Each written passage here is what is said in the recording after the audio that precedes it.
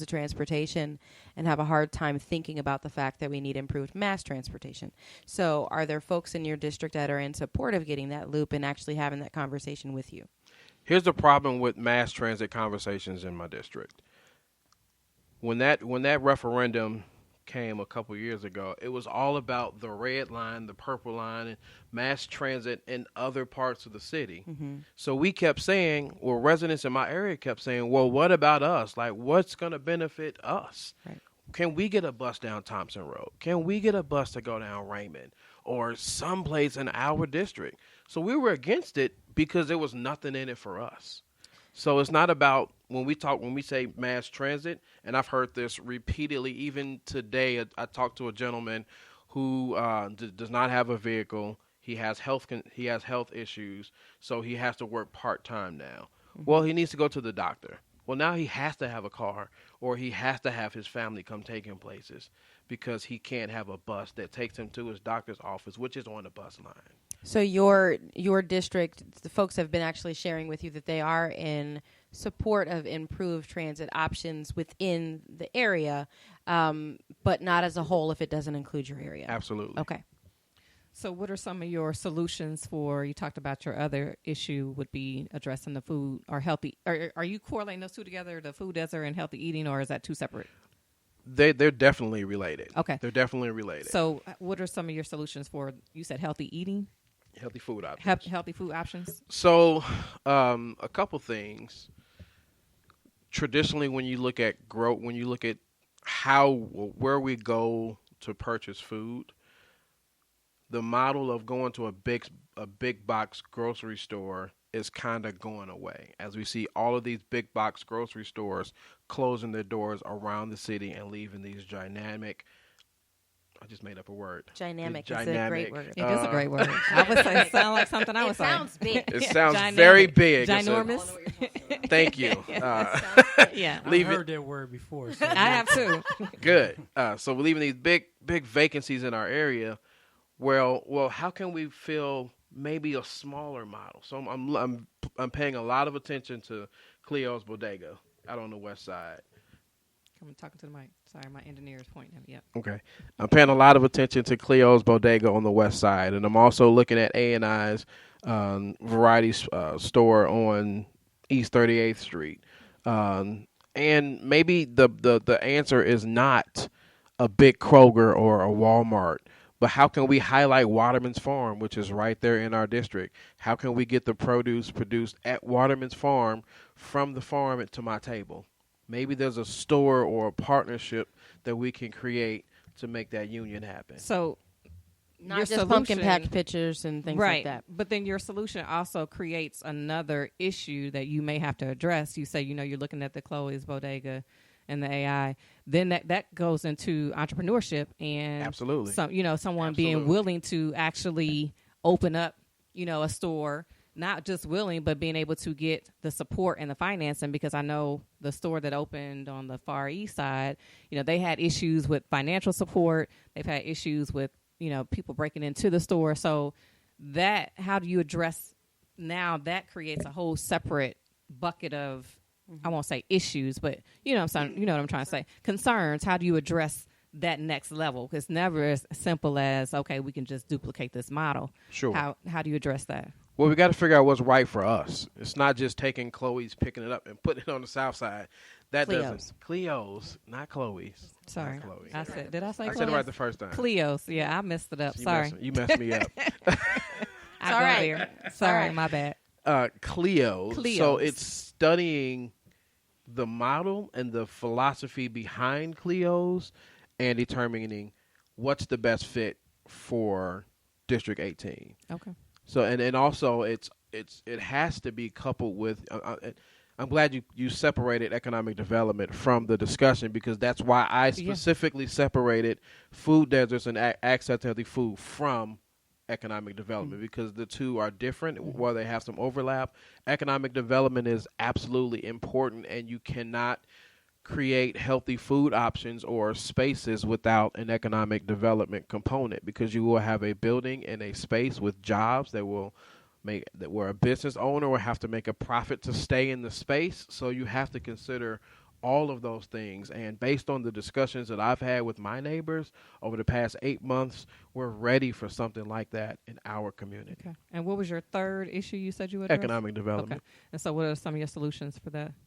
Well, I know when we look at a lot of the restaurants or businesses in general that are looking to grow and expand, they look at different parameters, income, home ownership rates, rental rates, vehicle counts, proximity to highways.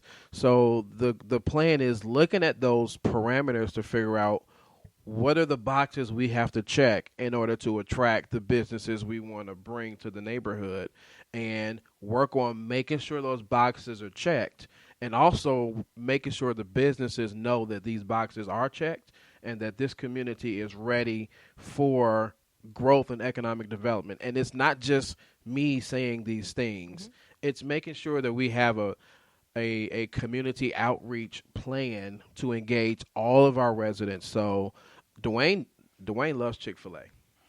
Okay. But if 90% of my district doesn't want a Chick-fil-A in the neighborhood, then Dwayne's plan doesn't make any sense and it doesn't matter. So how can we make sure that the voices of the district are heard, and that the things that they want or we all want, or majority of us want, are heard and brought to the district? Okay. Mr. Lipscomb, will give you the same opportunity to discuss some solutions to the issues that you plan to address once you are elected. Right. So crime and homicides, big issue. More so the homicides than crime, because when you look at property damage and stuff like that, it's greater on the south end of our district, surprisingly, than it would be on the north end of our district.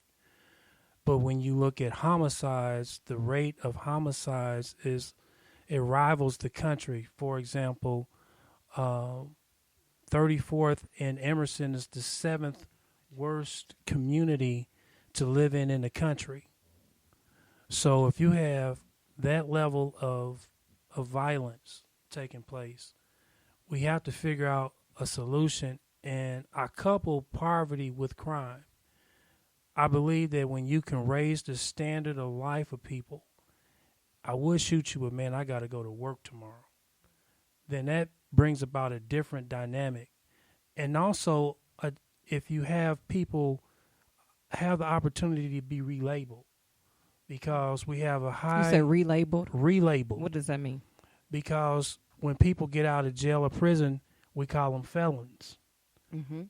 But if we educate them, they can go from used to be a felon to now a plumber or a carpenter or electrician or accountant or a lawyer.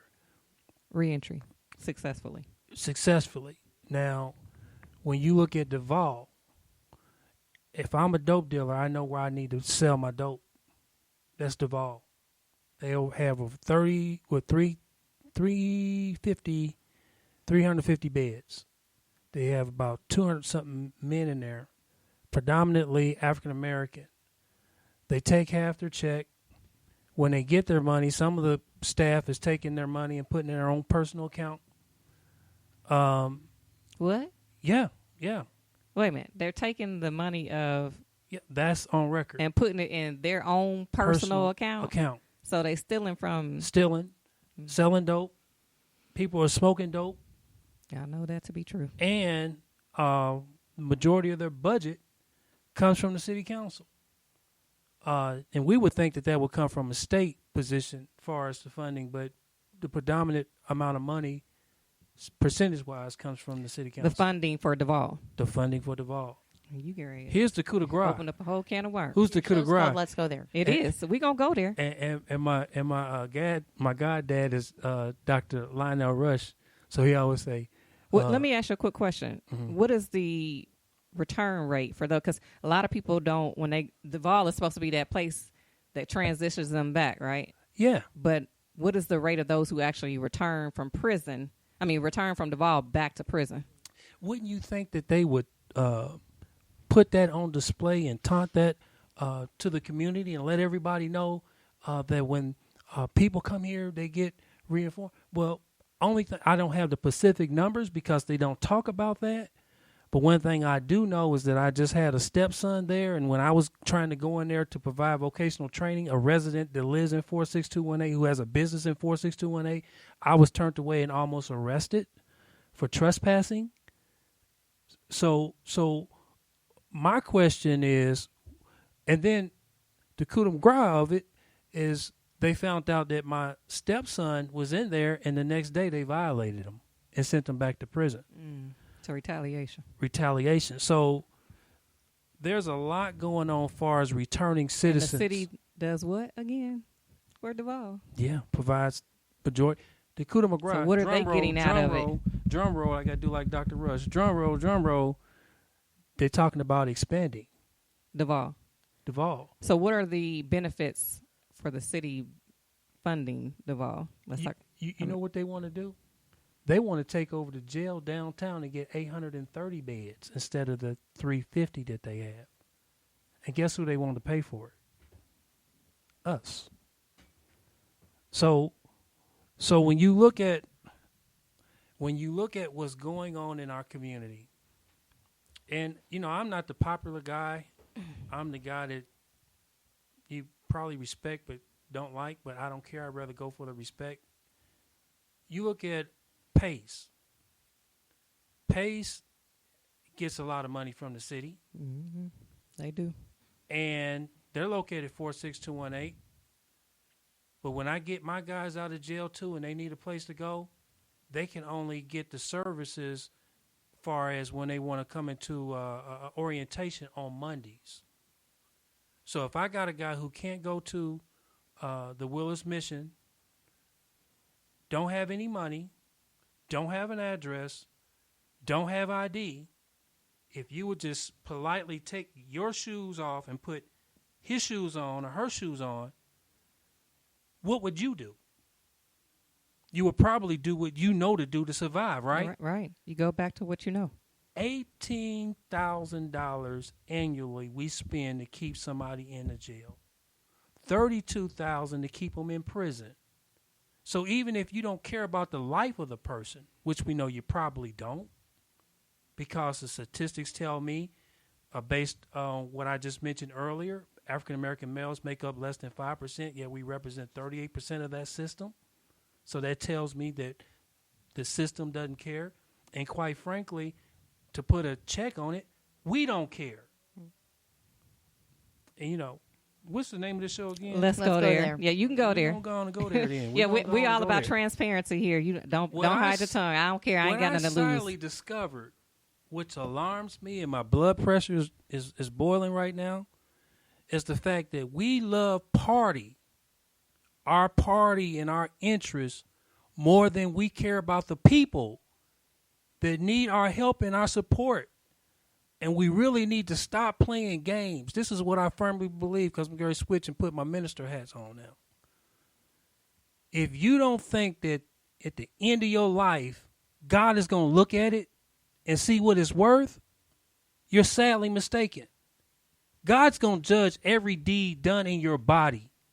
So if you decide that you don't care about people and you just want to get everything for yourself and you don't care about your neighbor, you don't care about that returning citizen, you don't care about that single mother in our community that's trying to raise these kids, that's trying to do the right thing, I got to go to another funeral where a young man just got killed in the Meadows. Do you care about the teenagers that's laying up there, double teenagers through cats? I care about this type of stuff. And so I'm saying, let's do something about it. Poverty, crime, let's move over to seeing how we can own something again in our neighborhood. Wouldn't it be nice for me to come out my door and know that someone across the street owns a grocery store or owns a hardware store, owns something, own a car lot, something that I can purchase something and I don't have to invest every dime I make outside of my community. Mm-hmm. That would be nice for once. If I could just have one store that could do that, that would be nice. And then we look at the entrepreneurship opportunities. When you look at what we just did this weekend, we had what you call access to capital event. Me and Dr. Rush done this, where we can work with people's credit. We can show them how to own their own business. These are the type of things that I'm already doing. And then community engagement. Why aren't our parks being taken care of. Now I'm looked Yeah, at as you the go out to bad Carmel, guy. they are. If you go over